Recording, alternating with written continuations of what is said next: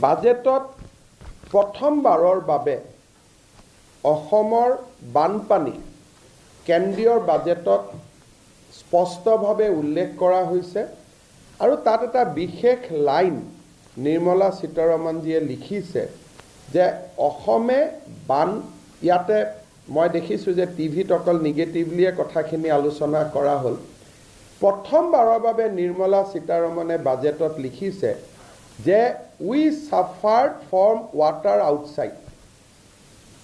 যে অসমে বানপানীৰ বোজা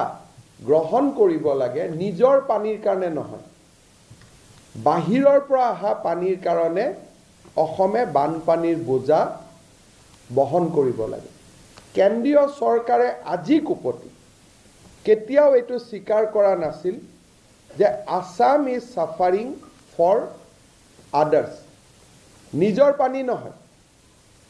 ক্লিয়াৰলি নিৰ্মলা সীতাৰমণৰ যদি বাজেট বক্তৃতা আপোনালোকে শুনে তাত কোৱা হৈছে যে অসমে বানপানীৰ যিটো বোজা সেই বোজা বহন কৰিব লাগে অসমৰ বাহিৰৰ পৰা অহা পানীৰ কাৰণে তেখেতে ভূটান চীন নাম উল্লেখ কৰা নাই কিন্তু কেন্দ্ৰীয় চৰকাৰে আজিলৈকে কোনো সময়তে ইমান ডাঙৰ যিটো আমি বুজাব চেষ্টা কৰি আছিলোঁ ভাৰত চৰকাৰক বহু দিনৰ পৰা সেই কথা কেতিয়াও আনুষ্ঠানিকভাৱে মানি লোৱা নাছিলে বহুত ৰাইজে কৈছে যে 11,000 কোটি টকা বিহাৰক দিলে ডেফিনেটলি আমাৰ এপেটাইট 11,000 crore নহয় আমাক বহুত বেছি পুঁজি লাগিব ভাৰত চৰকাৰে বিভিন্ন ব্যৱস্থাৰ জৰিয়তে যোৱা 5 বছৰত আমাক অজস্ৰ পুঁজি দিছে কেতিয়াবা আপোনালোকক মই শ্বেয়াৰ কৰিম যে অকল এডিবিৰ পৰা কিমান দিছে মই সো for 4,800 crores তেখেতসকলে আমাক অলৰেডি দিছে বান সাহায্যৰ কাৰণে এণ্ড আৰু 5 বছৰত 6 বছৰত তেওঁলোকে আমাক ওৱান্স দে একচেপ্টেড যে পানী বাহিৰৰ পৰা আহে আমি 11,000 কোটি টকা আমি লক্ষ্য কৰা নাই মই ভাবোঁ ডেট ফিগাৰ উইল বি বহুত বেছি হ'ব ফিগাৰ উইল বি মাছ মোৰ দেন 11,000 crores আৰু এইখিনি কথা মই দায়িত্ব সহকাৰে কৈছোঁ কাৰণ নিৰ্মলা সীতাৰমণ ডাঙৰীয়ানীয়ে কৈছে যে অসমক বানপানীৰ কাৰণে কিমান টকা লাগিব কোনেও কোৱান্টিফাই কৰিব নোৱাৰে কাৰণ সমস্যা মই যদি 10,000 কোটি টকা দি থৈ দিওঁ বানপানীৰ কেতিয়াও সমাধান হ'ব নোৱাৰে it needs A holistic support and central government is willing to provide that সৰু সৰু কেইটামান বাজেটৰ মই দিশ ক'ব খুজিছোঁ এই বাজেটত অসমৰ ডিভলিউশ্যন 13% ইনক্ৰিজ হৈছে grant to rural local bodies 22% বৃদ্ধি হৈছে grant to urban local bodies 33% বৃদ্ধি হৈছে অসমৰ হেল্থ ছেক্টৰৰ এলোকেশ্যন 50% বঢ়োৱা হৈছে আৰু SDRF SDMFতো 5% তেওঁলোকে ধনৰ বৃদ্ধি কৰিছে অসমৰ বাবে জল জীৱন মিছনত আমাৰ টোটেল এলোকেশ্যন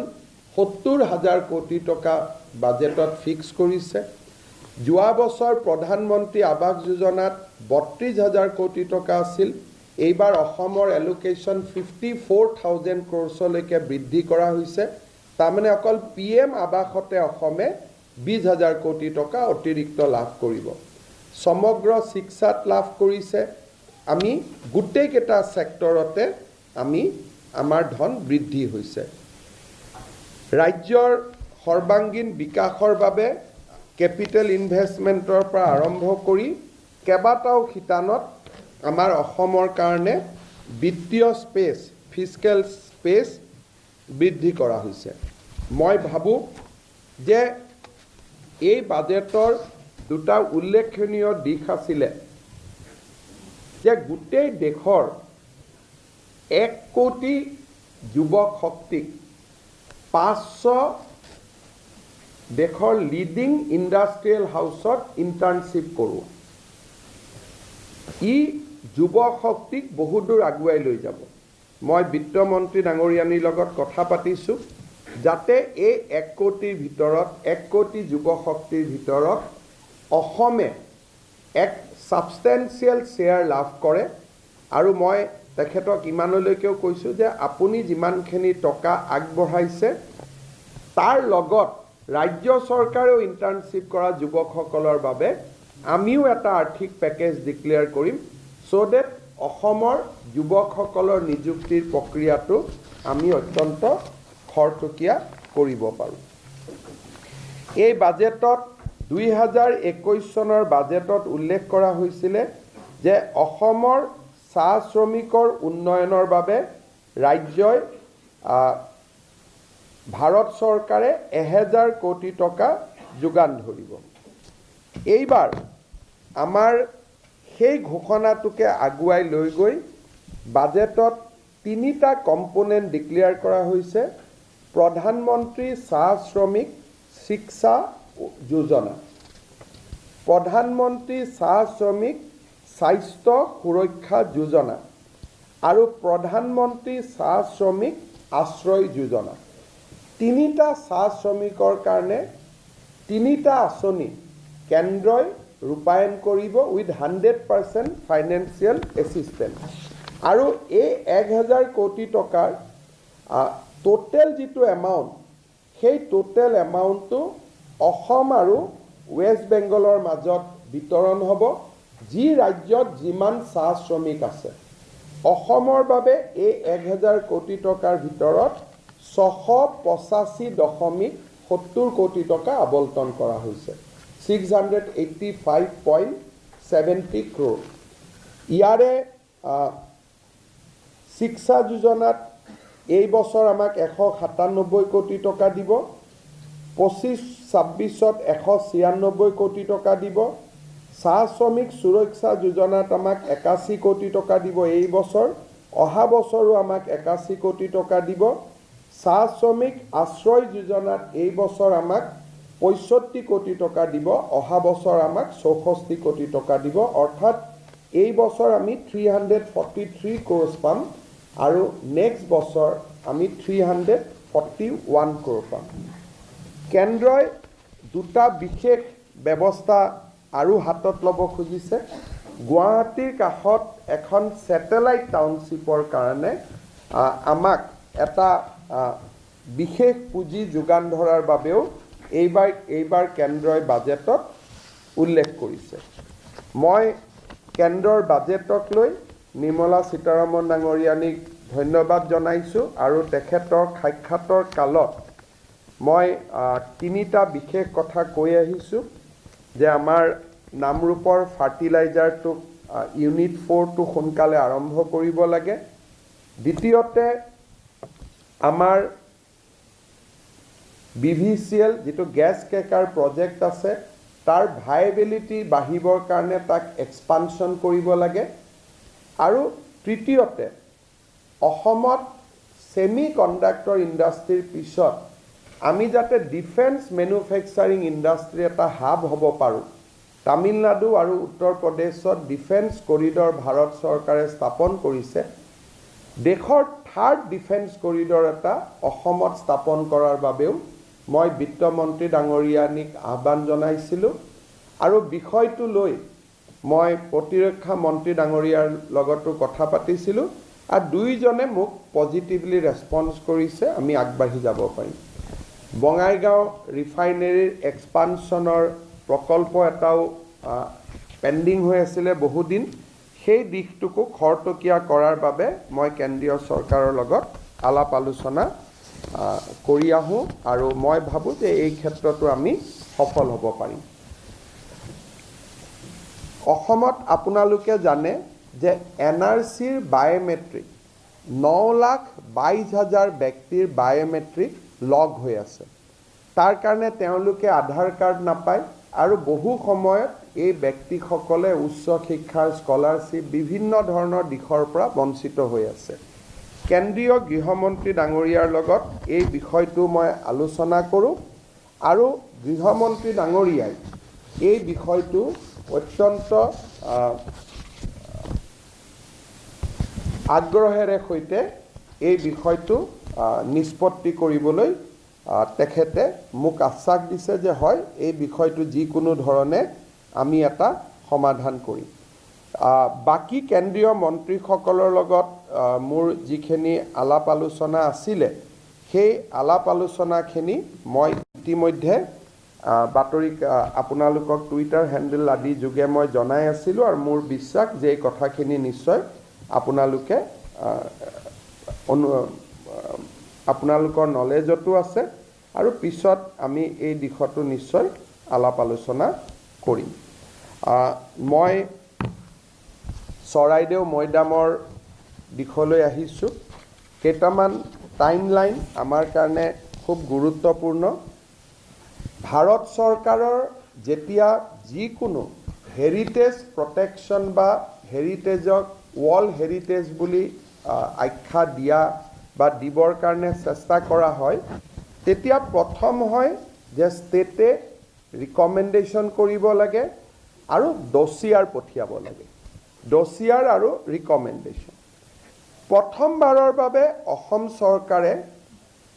2019-20 যিখন আমাৰ বাজেট আছিল, 2019-20 বাজেটত আমি চৰাইদেউ মৈদামক ইউনেস্কো ৱৰ্ল্ড হেৰিটেজলৈকে ৰূপান্তৰ কৰিবৰ বাবে আমি অসম চৰকাৰৰ বাজেটত 25 কোটি টকাৰ আবণ্টন কৰোঁ। কেশৱ মহন্ত ডাঙৰীয়া তেতিয়া মন্ত্ৰী আছিলে আৰ্কিঅলজি ডিপাৰ্টমেণ্টৰ। তাৰপিছত 2023 চনৰ 24 জানুৱাৰী 2023 24 জানুৱাৰীত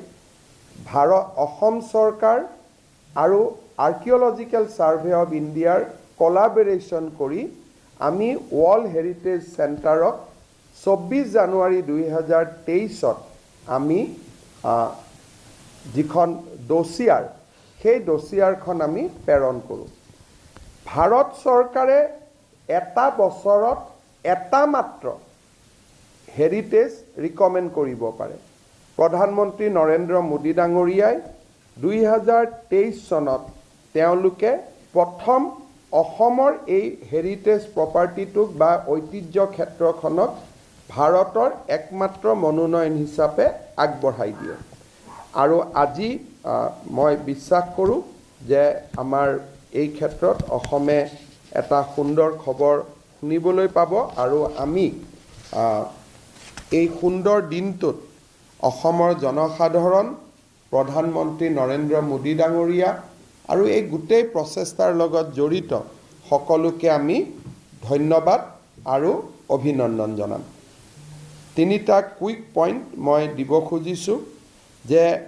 অসম চৰকাৰে আপোনালোকে জানে যে থলুৱা নিযুক্তিৰ ক্ষেত্ৰত অসমত যদিও যোৱা 3 বছৰত এজনো লোক অসমৰ বাহিৰৰ পৰা অসমত চাকৰি কৰিব অহা নাই, তথাপিতো কেতিয়াবা কেতিয়াবা 2-এজন ব্যক্তিয়ে এই বিষয়ত এটা প্ৰশ্ন উত্থাপন কৰি থাকে। সেইকাৰণে আমি অসমৰ ডমিচাইল নীতি এটা, যে অসমত চৰকাৰী চাকৰি পোৱাৰ বাবে কোন কোন যোগ্য,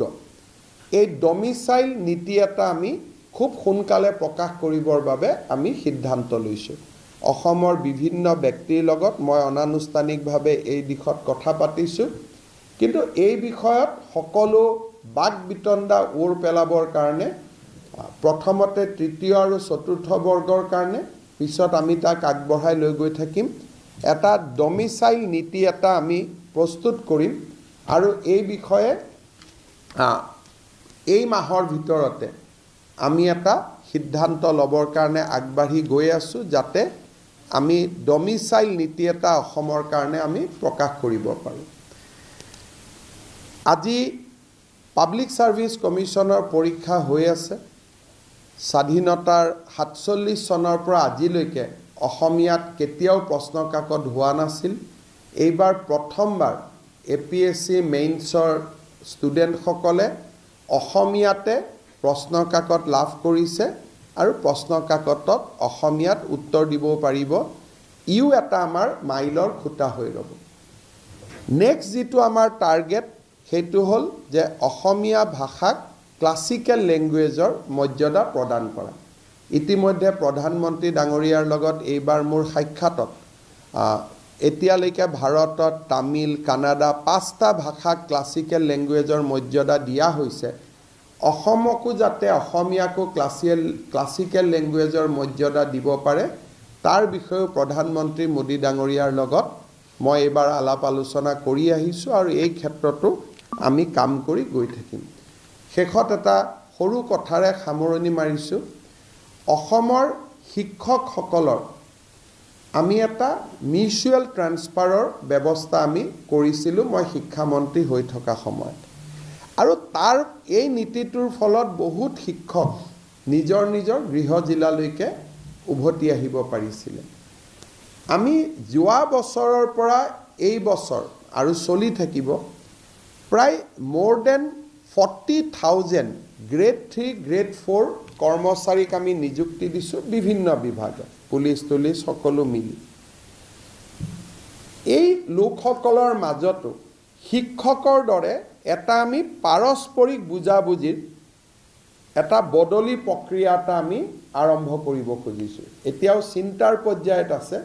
যে যদি কামৰূপৰ ল'ৰা এজন ডিব্ৰুগড়ত আছে আৰু ডিব্ৰুগড়ৰ ল'ৰা এজন কামৰূপত আছে দুইজনে নিজৰ ভিতৰতে ফৰ্ম এখনত সহি কৰি দিলে আমি তেওঁলোকৰ ট্ৰান্সফাৰ অৰ্ডাৰটো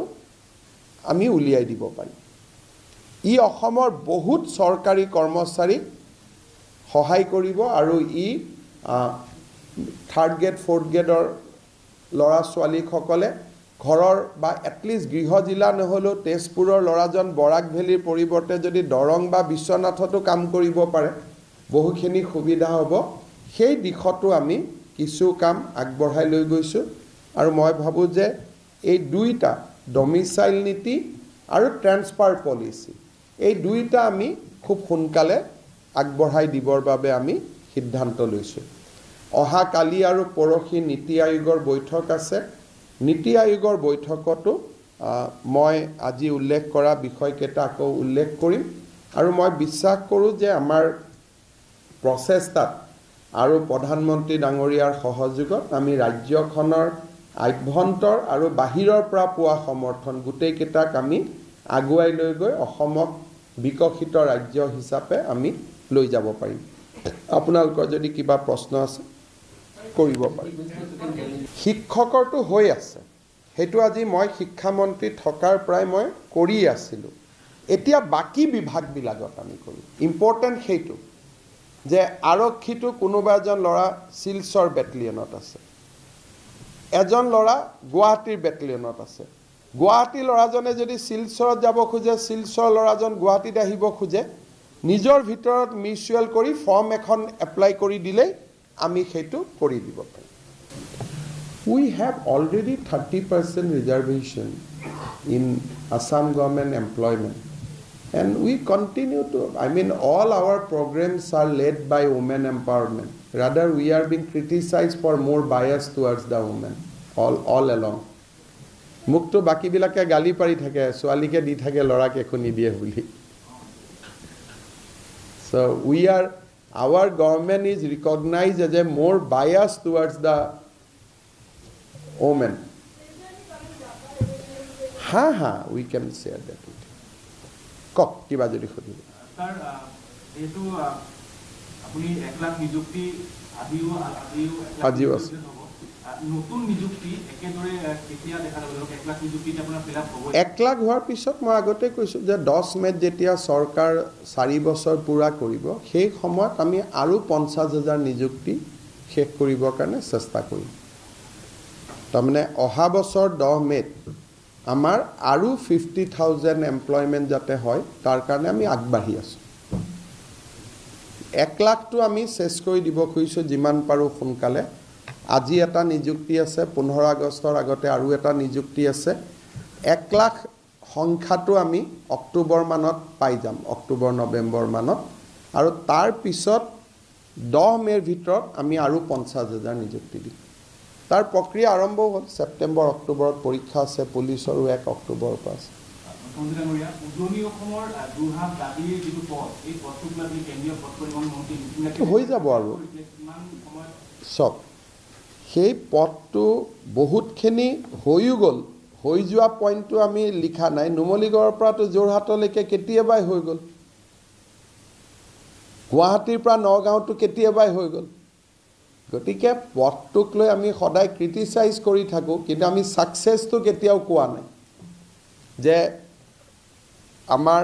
গুৱাহাটীৰ পৰা আপ টু নগাঁও হৈ গ'ল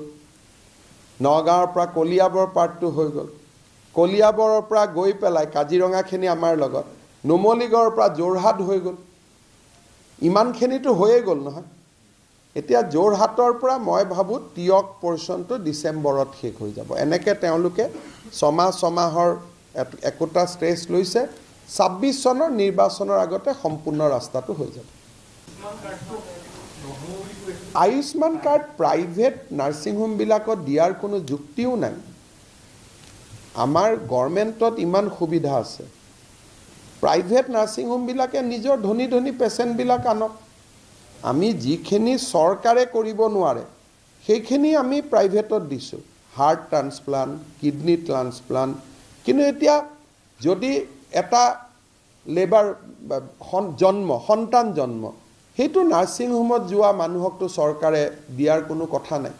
গতিকে যিখিনি ক্ৰিটিকেল ডিজিজ সেইখিনি আমি নাৰ্ছিং হোমতো দিছোঁ চৰকাৰকো দিছোঁ কিন্তু যিখিনি ৰেগুলাৰ বেমাৰ সেইখিনি আমি নাৰ্ছিং হোমক দিয়াৰতো কোনো প্ৰশ্ন উঠিব নোৱাৰে গতিকে এইটো এটা আমাৰ ভুল হৈ আছিল আমি তাক শুদ্ধ কৰি দিছোঁ ডেফিনেটলি ৩০০টা বেমাৰ আছে যি ডাঙৰ কেটেগৰীত পৰে heart transplant kidney transplant neurological surgery burn injury এই ৩০০টা বেমাৰ প্ৰাইভেট আৰু গভৰ্ণমেণ্ট দুইটাতে কৰিব পাৰি কিন্তু বাকী কেটেৰেক্ট এটা যদি গভৰ্ণমেণ্টত থাকোঁতে আমি প্ৰাইভেটত কওঁ যে নাৰ্ছিং হোমত যোৱা এইটোতো কোনো মিনিং নোহোৱা কথা হয় গতিকে আমি নৰ্মেল আৰু জেনেৰেল বেমাৰখিনি কেবিনেটে সিদ্ধান্ত লৈছে যে অকল চৰকাৰী হস্পিটালত হ'ব এপিএছচি যোনটো কাম কৰিছে সঁচাকৈ ভাল এটা পদক্ষেপ হৈছিল সকলোৱে কৈছে কিন্তু তাৰ আগতে এপিএছচিত অসমীয়া বিষয়ত এখন প্ৰশ্নকাকত আছিল যিটো হয়তো ক'ৰবাত ক'ৰবাত অসমৰ কাৰণে ভাল আছিল সেই বিষয়ত চৰকাৰে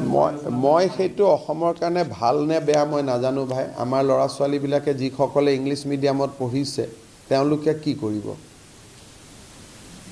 তেওঁলোকেতো কেতিয়াও মেজিষ্ট্ৰেট হ'ব নোৱাৰিব নাথাকে নহয় বহুত কেন্দ্ৰীয় বিদ্যালয়তে অসমীয়া নাই নবোদয় বিদ্যালয়ত অসমীয়া নাই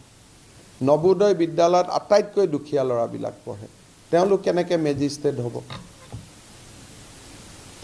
গতিকে অসমীয়া ল'ৰা ছোৱালীখিনিকতো প্ৰটেকশ্যন দিব লাগিব তেওঁলোকৰ মিডিয়ামটো যিয়ে নহওক কিয়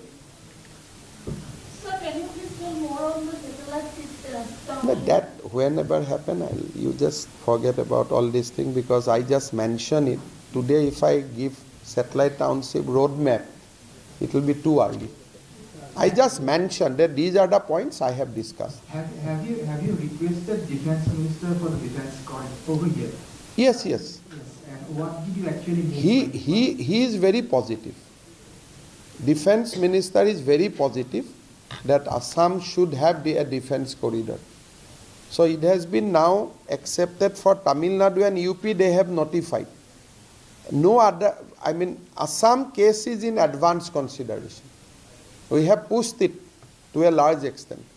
our defense corridor hoi gole with semiconductor amar ecosystem bahut bhal hoi jabo Assam so what do you actually want by the defense corridor we want defense industry to come here and produce all the defense item because that is employment generating so helicopter meramoti yate hok aeroplane meramoti yate hok AK-47 yate banauk machine gun yate banauk so all the defense items should be produced in Assam it is like any other industry but because it is a defense industry so it's sensitive it is a bit sensitive you have pointed out to the fact that this is the first time that center has acknowledged the fact that Brahmaputra being a transboundary river, a lot of water that we get in floods are contributed from outside.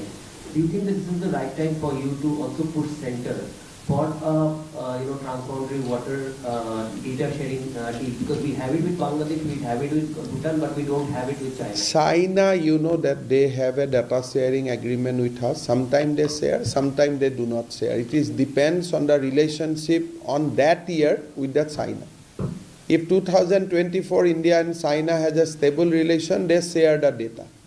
And if sometime Doklam type things happen, they do not share the data.